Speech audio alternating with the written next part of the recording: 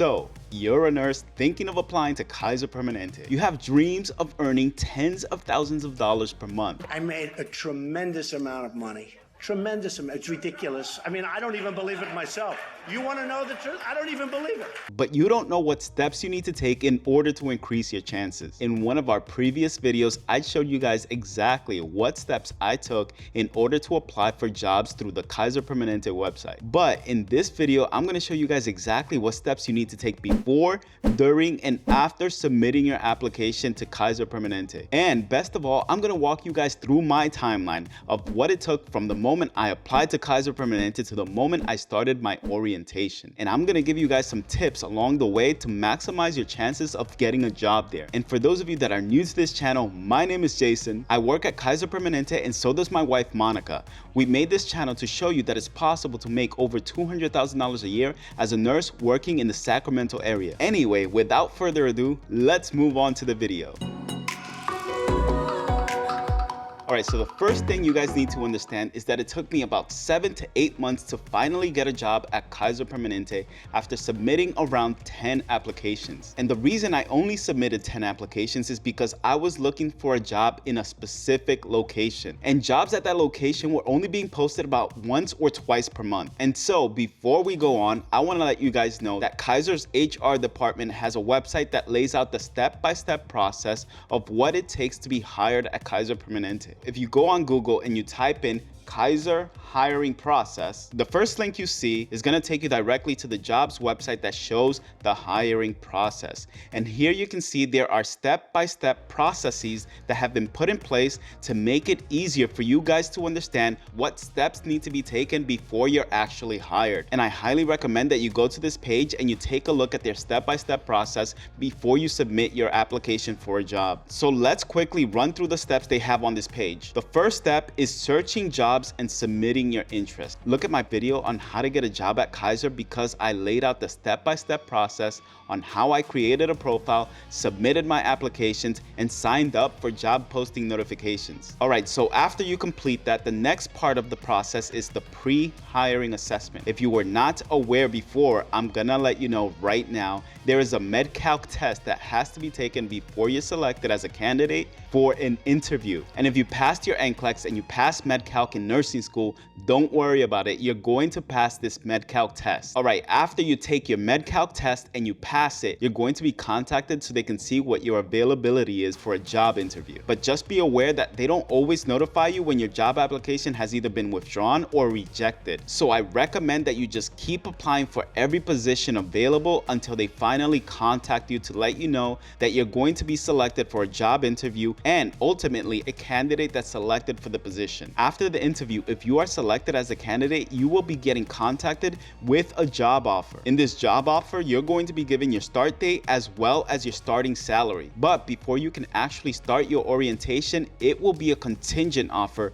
based upon you completing the required pre-employment screenings and background checks. Now, at this point, you've received an email asking you to complete the MedCalc test. You've completed your MedCalc test and now you're being contacted to set up a job interview. What do you do before your job interview? I have a video that discusses how to make more money as a nurse, and in that video, the first half, I went step by step showing you guys what steps you need to take to maximize your chances of getting a job. Look at that video because it goes more in depth than this video will. But some do's and don'ts that you need to know before you go in for your job interview are: number one, make sure you do your research about the values and the mission statement for Kaiser Permanente. If you want to take it up another level, see if you can find information about the department that you're applying to. I'll give you an example. When I apply to jobs in the emergency department of a hospital, I look up how many patients they get per year. So actually, even before I go in for the job interview, I can tweak my resume to specify that I've worked in an emergency department that had over, let's say, 75,000 patients per year. This shows them that I have the ability of working in a busy emergency department if their emergency department sees fewer patients than the hospital I previously worked in. And I can discuss this in the job interview. Another thing you should do in your job interview is to always dress to impress. Do not walk into your job interview with shorts and flip-flops. I have seen that before, and those candidates were rejected immediately. I've made a huge mistake. And this doesn't just go for nursing, this goes for any job interview. If you're gonna go to a job interview, make sure you're always dressed to impress. You dress as if you're applying for the job of the CEO of the entire hospital. A few other things you should study are basic triage questions. For example, they might ask you scenario-based questions where they'll ask you to determine which patient is gonna be your priority based on the signs and symptoms they're presenting with. Hello, 911? This is 911, what you doing?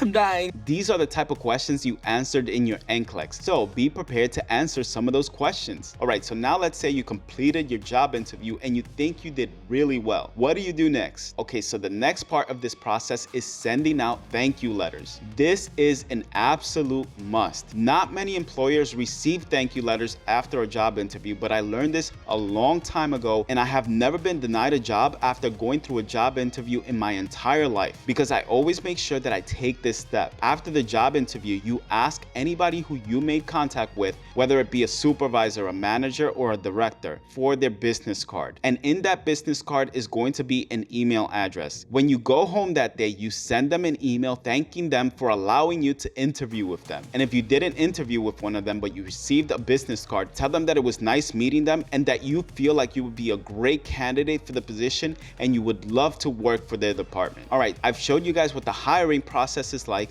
what to do before and after an interview, but I'm gonna show you guys my own timeline to show you what it took from the moment I submitted my first job application at Kaiser to the moment I started working there. All right, so as you can see in this screen, there are a total of 10 submissions found. The first application I submitted a job for was on February 21st, 2017, but the job that I actually ended up applying to was for a job posting on October 27, 2017. It was a 32-hour-a-week evening shift position. The reason it says that I declined the offer for employment was because there were two 32-hour positions posted on the same day, and I applied for both of them. I rejected one, but I was accepted for the other. All right, so as you can see here, this job posting was on October 20, 2017.